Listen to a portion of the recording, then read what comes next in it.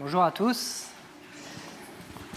Alors nous continuons ce matin nos messages sur les prières, les grandes prières de l'Ancien Testament.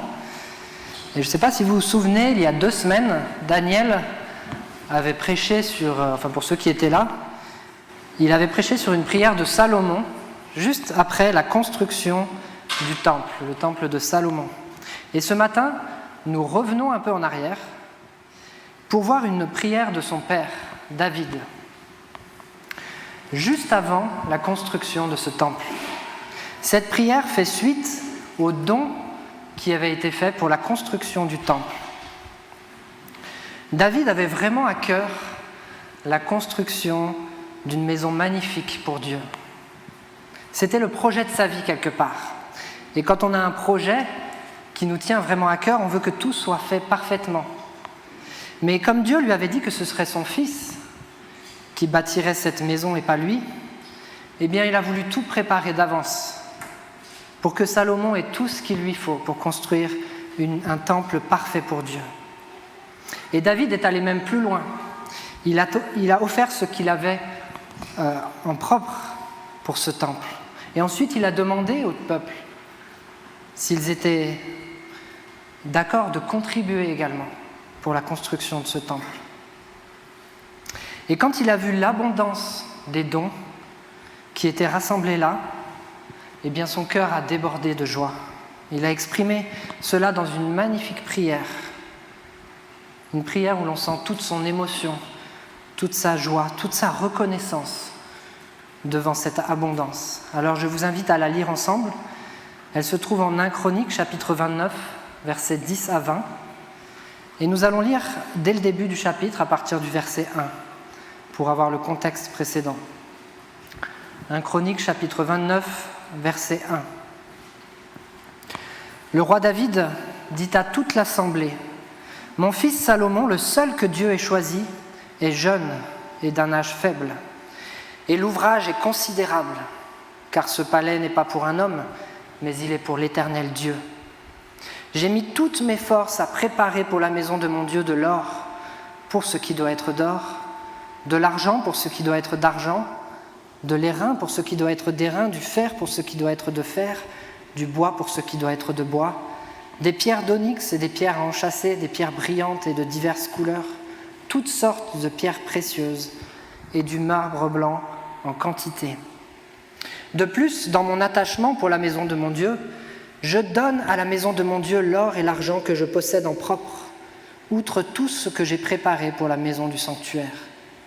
3000 talents d'or, d'or d'Ophir, et 7000 talents d'argent épuré pour en revêtir les parois des bâtiments.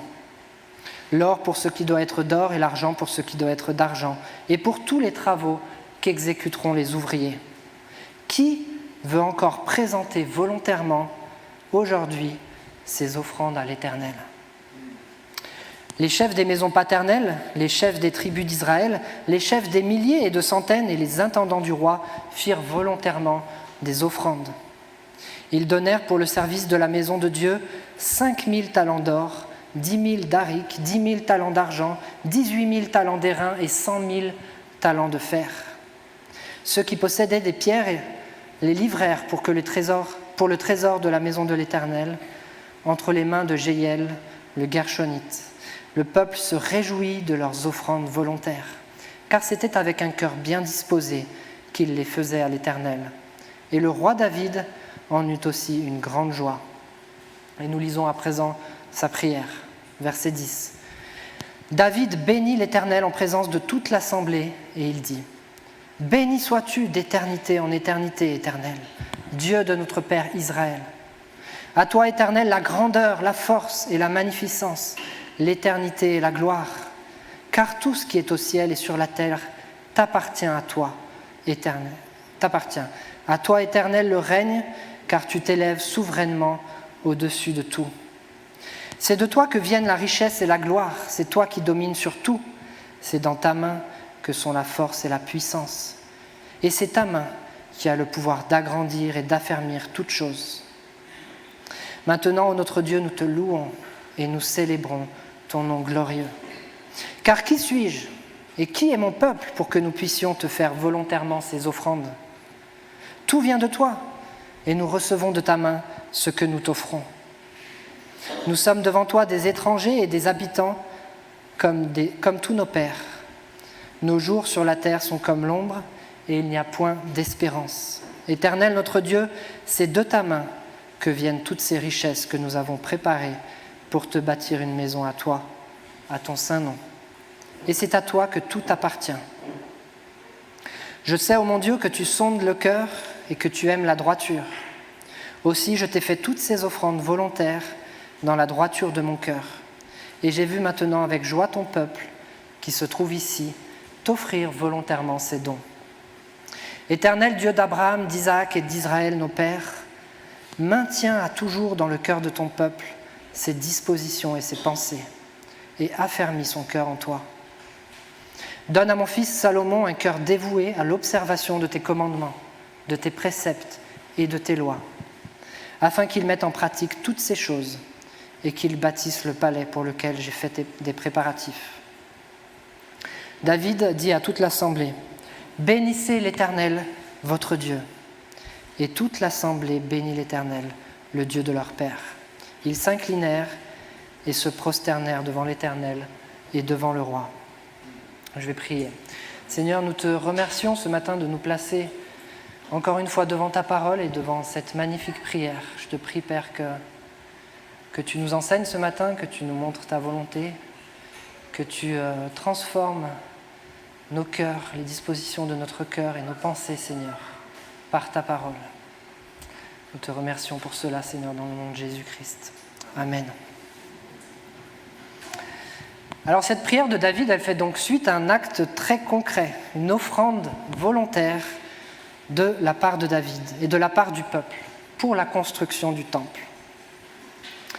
Quand Josué est passé dans les rangs tout à l'heure pour l'offrande, il aurait pu faire la même prière ensuite. C'était le même contexte quelque part. Alors on n'a pas compté les talents d'or et d'argent qu'on va trouver encore, mais vous comprenez l'idée. Dans cette prière, il y a un verset clé.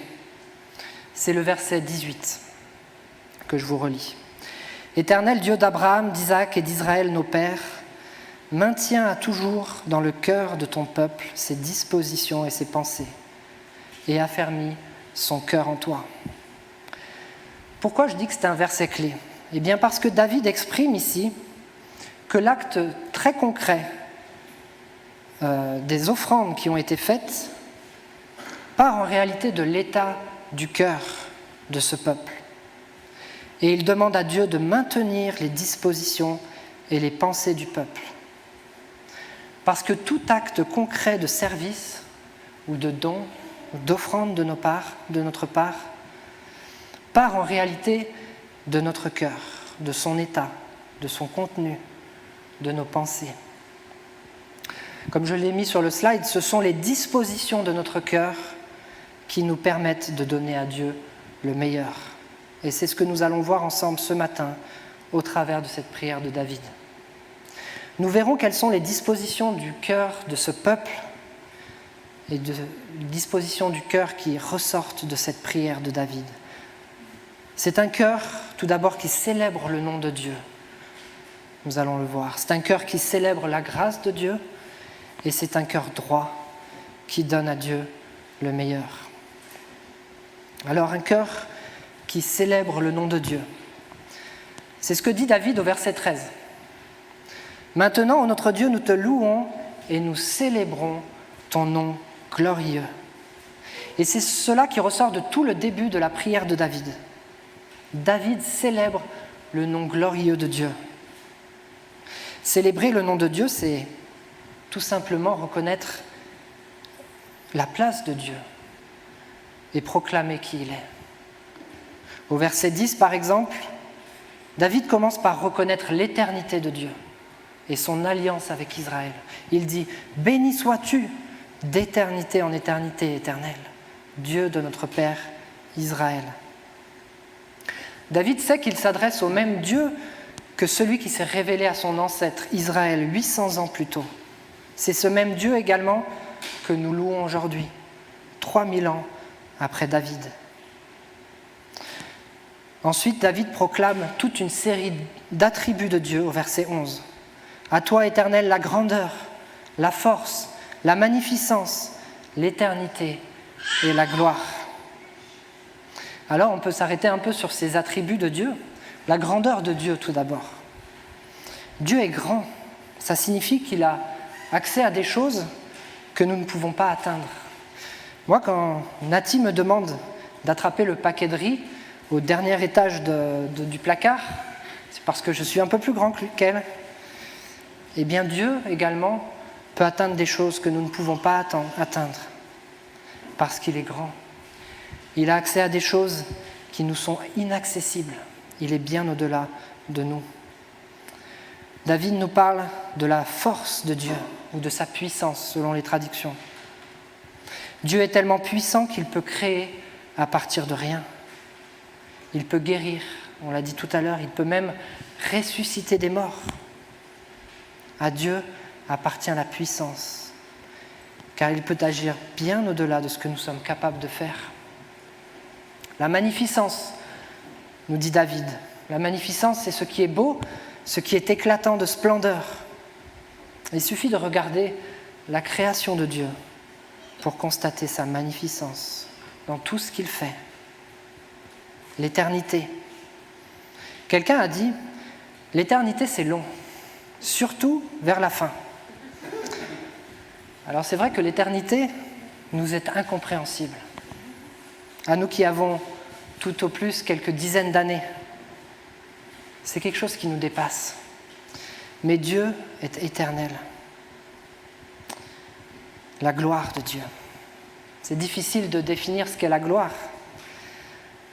On peut parler de prestige, de dignité, d'honneur. En fait, étymologiquement, le terme hébreu pour dire gloire, c'est un terme qui signifie le poids. On peut dire que Dieu pèse de tout son poids, de toute son importance, de tout son prestige sur toute chose. Sa présence nous surpasse, nous écrase même presque, parce qu'il est tellement glorieux. Dieu est tout cela, et David le proclame dans sa prière. Il ajoute au verset 11, « Car tout ce qui est au ciel et sur la terre t'appartient, à toi, Éternel, le règne, car tu t'élèves souverainement au-dessus de tout. »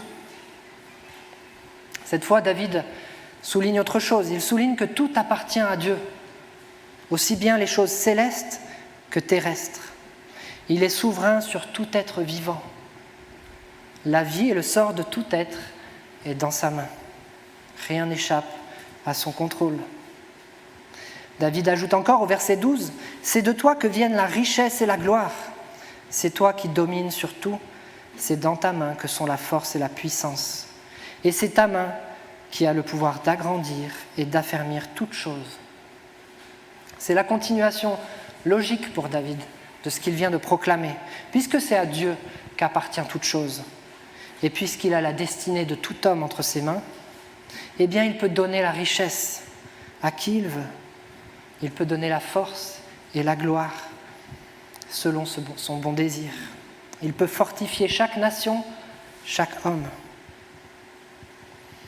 Dans sa prière, David est donc tout simplement en train de dire qui est Dieu, ce Dieu en qui il croit, et de proclamer cela devant toute la nation d'Israël réunie. Et David est fier de son Dieu, et son cœur veut le louer et célébrer la gloire de son nom. Est-ce que nous avons un cœur qui célèbre la gloire du nom de Dieu, comme David ?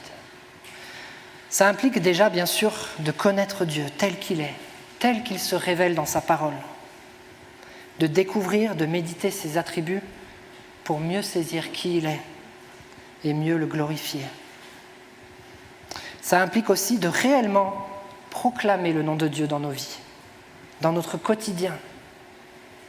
Nous ne sommes pas seuls. Nous avons un Dieu, ce Dieu est éternel, ce Dieu est grand, ce Dieu est puissant, ce Dieu a fait alliance avec nous en Jésus-Christ. Est-ce que cela a une influence sur la manière dont nous traversons les situations, sur la manière dont on interprète ce qu'il se passe autour de nous ? Il est le Dieu à qui tout appartient et qui règne.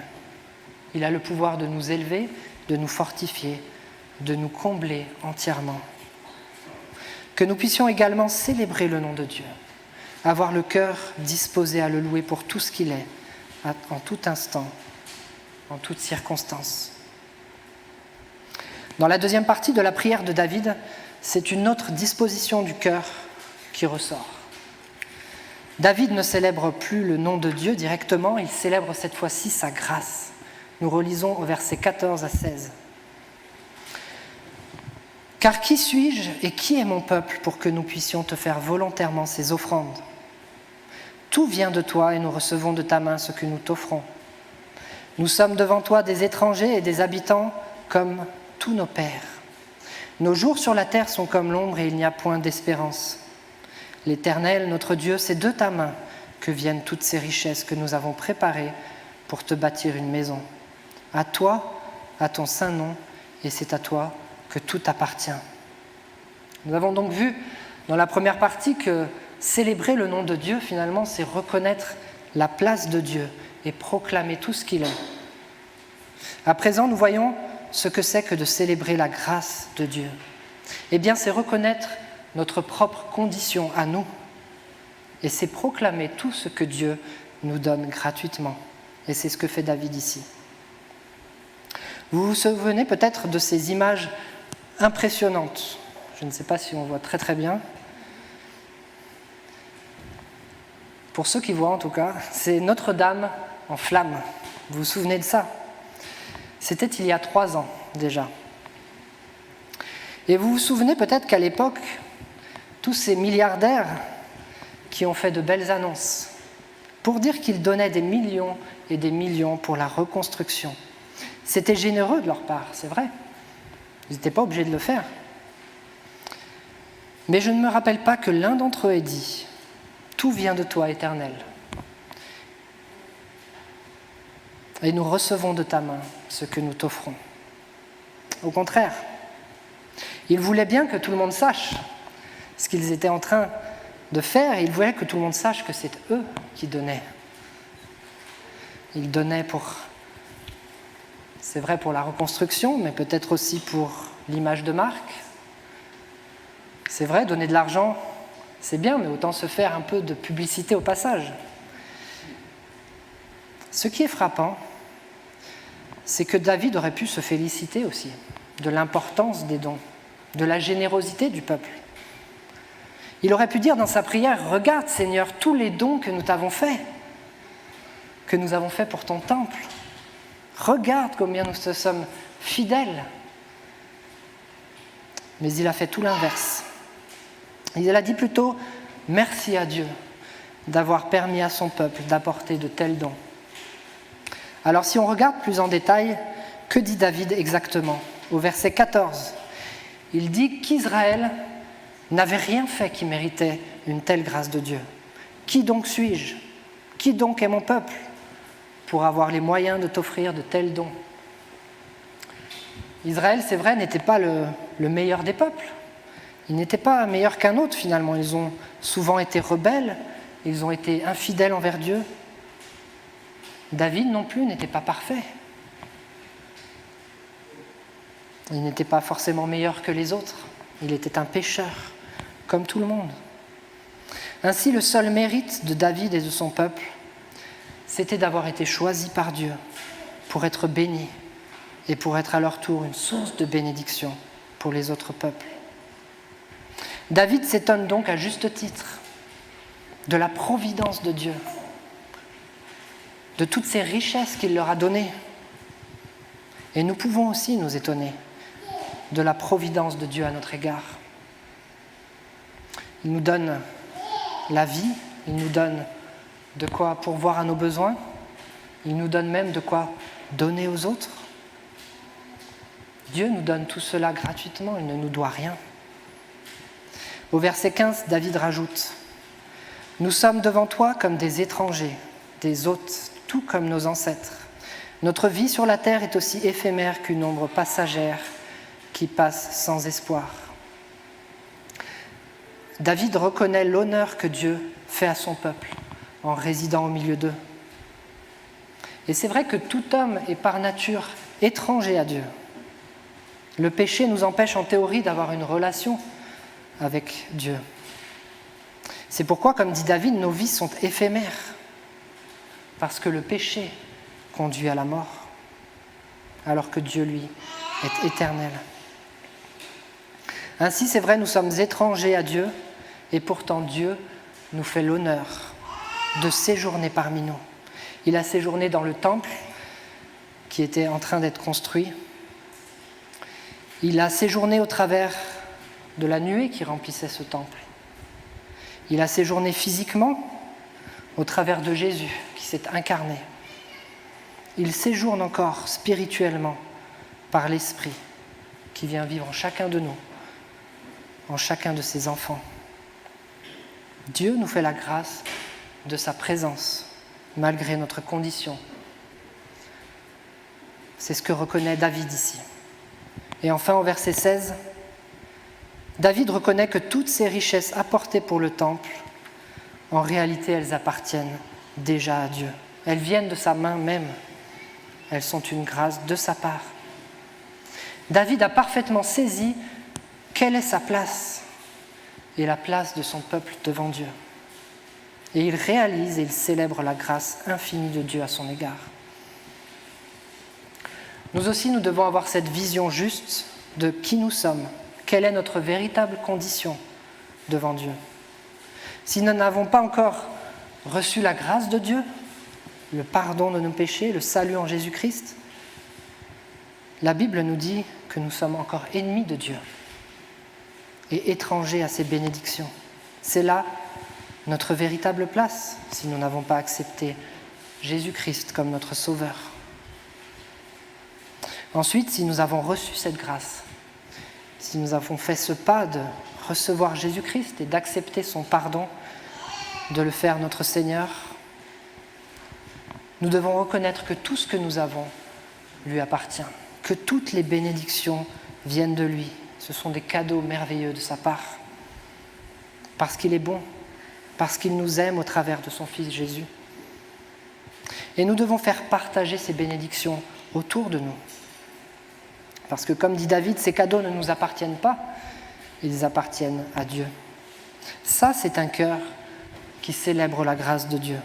Lorsque l'on peut donner aux autres ou au Seigneur, non pas en grimaçant de ce que ça nous coûte, mais plutôt en étant heureux, en reconnaissant et reconnaissant, car on sait que tout nous vient de Dieu. Et cela nous amène à la dernière partie de la prière de David. Verset 17. Dans ce verset 17, il explique que c'est la droiture de son cœur et de celle du peuple qui a conduit à l'abondance des dons pour la construction du temple. Je sais, ô mon Dieu, que tu sondes le cœur et que tu aimes la droiture. Aussi, je t'ai fait toutes ces offrandes volontaires dans la droiture de mon cœur. Et j'ai vu maintenant avec joie ton peuple qui se trouve ici t'offrir volontairement ces dons. Un cœur droit et qui donne à Dieu le meilleur. Voilà ce que nous devons viser pour nos vies. David nous montre à nouveau que ce sont en effet les dispositions de notre cœur qui nous permettent de donner à Dieu le meilleur.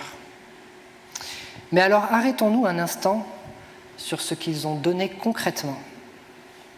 Il y a tout d'abord la contribution personnelle de David, que nous lisons en 1 Chroniques 29, versets 3 et 4, on l'a lu tout à l'heure. De plus, dans mon attachement pour la maison de Dieu, je donne à la maison de mon Dieu l'or et l'argent que je possède en propre, outre tout ce que j'ai préparé pour la maison du sanctuaire. 3000 talents d'or d'Ophir, 7000 talents d'argent épuré, pour en revêtir les parois des bâtiments. Ensuite, il y a ce que le peuple a donné, que nous lisons au verset 7. Ils donnèrent pour le service de la maison de Dieu 5000 talents d'or, 10 000 d'aric, 10 000 talents d'argent, 18 000 talents d'airain et 100 000 talents de fer. Alors c'est vrai que les talents d'or et d'argent, ça ne nous parle pas trop aujourd'hui, mais il y a un commentateur qui a fait la conversion en dollars. Et tenez-vous bien, les dons de David représente 41 millions de dollars d'or et 6 millions de dollars d'argent. Les dons du reste de l'Assemblée, 62,5 millions de dollars en or, 8,5 millions de dollars en argent, sans compter le fer, les reins, les pierres, tout le reste, le marbre. On comprend mieux pourquoi David dit « Qui suis-je et qui est mon peuple pour avoir les moyens de t'offrir de tels dons ?» Il faut se rappeler que 300 ans plus tôt, c'était un peuple d'esclaves en Égypte qui n'avait rien. Alors à ces dons, il faut encore ajouter ceux qui avaient déjà été préparés dans le trésor public par David et qu'il explique en 1 Chronique 22, verset 14, je vous le relis. Je ne l'ai pas mis, je crois, mais je vous le lis juste. « Voici par mes efforts, j'ai préparé pour la maison de l'Éternel 100 000 talents d'or, 1 million de talents d'argent et une quantité d'airain et de fer qu'il n'est pas possible de peser, car il y en a en abondance. J'ai aussi préparé du bois et des pierres, et tu en ajouteras encore. » Il s'adressait à son fils. Voici donc un petit tableau final, simplement de l'or et de l'argent qui a été donné pour le temple. Je vous passe tout le détail, mais le chiffre final, c'est 2 milliards et 218 millions de dollars. Pour ceux qui travaillent dans le bâtiment, je ne sais pas s'il y en a, je ne sais pas si vous avez déjà eu ce genre de budget pour un bâtiment, mais je pense qu'il y a de quoi faire quelque chose de pas mal. On pourrait même se dire que c'est trop quelque part, que c'est du gaspillage. Pourquoi mettre autant d'or et d'argent dans un bâtiment ? Alors savez-vous combien a coûté la construction d'un seul des stades pour la Coupe du Monde du Qatar ? 46 milliards de dollars, un seul stade, avec tout ce qui va avec, les infrastructures, etc. Et ils en ont construit 7, si je ne me trompe pas. Je pense que le temple où allait résider la gloire de Dieu est plus important qu'un stade de foot, non ? Finalement, le budget de ce temple de Salomon, il est assez modeste, si on y réfléchit. Alors voici quelques images de ce à quoi il devait ressembler. Ce temple, justement, on voit que c'est des images de reconstitution. Il devait bien briller à l'intérieur avec tout cet or et cet argent. Il devait être magnifique. J'aimerais qu'on s'attarde un peu dessus, parce que ce temple n'est pas qu'un bâtiment. En fait, il avait une très grande signification spirituelle. On trouve de nombreux liens entre ce temple et Christ. Et j'en ai noté seulement 3, mais il y en a d'autres. Un premier lien, c'est que ce temple était construit sur le mont Morija. Je ne sais pas si ça vous dit quelque chose, c'est la montagne où Dieu avait demandé à Abraham de sacrifier son fils et où Dieu a pourvu à un sacrifice de remplacement. Le lieu de ce temple était donc symbolique de Dieu le Père qui donne son fils pour prendre la place de l'homme pécheur. Deuxième lien avec Christ. Jésus lui-même a dit, il a comparé en fait son propre corps au temple de Dieu. Lorsqu'il a dit, détruisez ce temple et en 3 jours, je le relèverai. En Jean chapitre 2, verset 19. Ce n'était plus ce temple, c'était le temple qui a été construit ensuite, suite à la destruction de celui-ci. Mais il parlait du temple de Dieu en général. Et il disait que son corps est le temple de Dieu. Il parlait bien sûr de sa mort et de sa résurrection au bout de 3 jours. Troisième lien avec Christ, en Apocalypse chapitre 21, verset 22, où est décrit la nouvelle Jérusalem, la Jérusalem céleste. « Je ne vis point de temple dans la ville, car le Seigneur Dieu Tout-Puissant est son temple, ainsi que l'agneau. » Dieu lui-même, ainsi que Jésus-Christ, seront le temple du ciel en personne. Ce temple est donc quelque part la préfiguration de Christ. Et c'est pourquoi il mérite tant d'or et d'argent. C'est pourquoi il mérite le meilleur de ce que ce peuple pouvait donner. Sa beauté n'était qu'un petit avant-goût de la beauté du temple céleste.